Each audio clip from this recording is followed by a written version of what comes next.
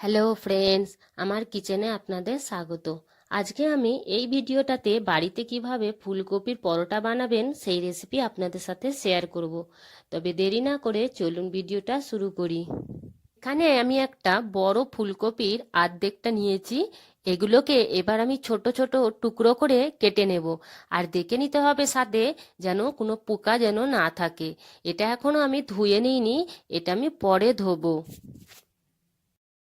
ফুলকপিগুলোকে ধোয়ার জন্য আমি এইদিকে একটা ফ্রাই প্যানে পানি চাপিয়ে দিয়েছি। এই পানিটা হালকা কুসুম গরম করে নিয়েছি আমি। এতে আমি এবার দিয়ে দেবো হাফ চা চামচ মতো নুন, আর এতে দিয়ে দেবো একটুখানি হলুদ। দিয়ে আমি কপিগুলোকে ভালোভাবে 5 মিনিটের জন্য এই গরম পানিটাতেই ছেড়ে দেবো। এতে কি হবে, আমাদের কপিগুলোও তো ধোয়া হয়ে যাবে, আর যদি কোনো পোকা থাকে তাহলে পোকাও বার হয়ে যাবে। এখানে আমি কিছু রসুন নিয়ে নিয়েছি, একটু আদা আর একটু কাঁচা লঙ্কা নিয়েছি। এগুলোকে একটু আমি পেস্ট মতো করে নেব। ফুলকপিগুলোকে আমি পানি থেকে ভালোভাবে শুকনো করে তুলে নিয়েছি। এবার আমি একটা গ্রেটার নিয়ে নেব। গ্রেটারের সাহায্যে একদম আমি ভালোভাবে মিহিন করে গ্রেট করে নেব। কপিগুলোকে গ্রেট করার সময় ধ্যান রাখতে হবে যেন এই শক্ত অংশটা যেন না যায়, এটা আমি ফেলে দেব। কপিগুলো একদম মিহিন গ্রেট হয়ে গেছে।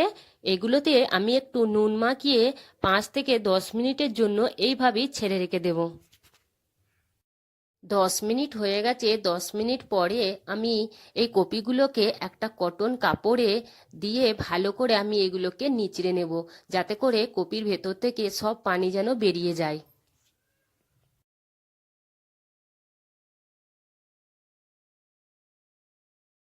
কপির ভেতর থেকে এইভাবে পানিটা নিচড়ে নিচড়ে বার করে ফেলতে হবে।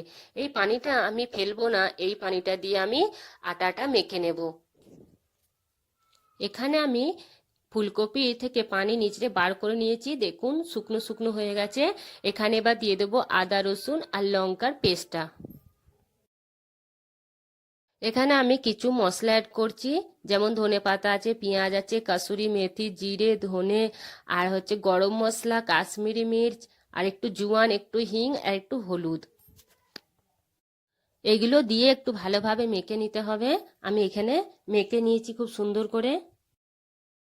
যে কপি থেকে পানিটা বার হয়েছিল ওতে আমি 2 কাপ মতো গমের আটা দিয়ে ভালোভাবে একটু মেখে নেব। এতে আমি নুন দেবো না, কারণ নুন দেওয়া আছে। এখানে আমি ভালোভাবে মাখা হয়ে গেছে আটাটা, ভালো করে মেখে আমি 5 মিনিটের জন্য রেখে দেব। এখানে আমি এইভাবে এবার পরোটাগুলো বেলে নেব। এখানে আমি 2 ধরনের পরোটা বেলে দেখাবো। এক ধরনের এটা,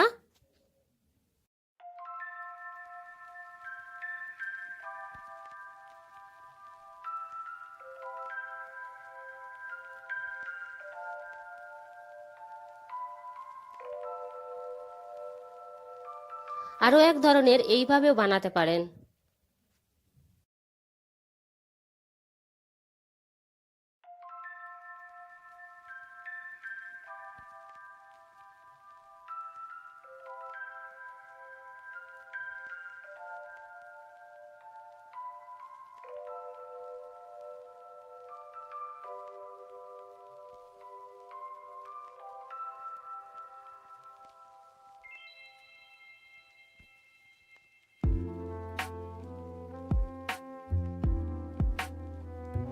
এখানে এবার ভালোভাবে পরোটাগুলো একদম স্লো আঁচে ভেজে নিতে হবে। এখানে আমি তেল ব্যবহার করব না, এখানে আমি ঘি ব্যবহার করছি। আপনারা চাইলে তেলও ব্যবহার করতে পারেন।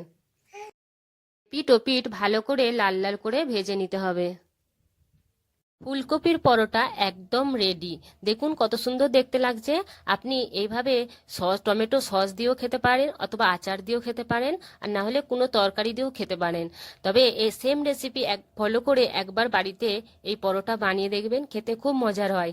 যদি আপনাদের এই ভিডিওটা ভালো লেগে থাকে তাহলে লাইক, কমেন্ট, শেয়ার আর সাবস্ক্রাইব করতে মোটেও ভুলবেন না। ভিডিওটা দেখার জন্য অনেক অনেক ধন্যবাদ।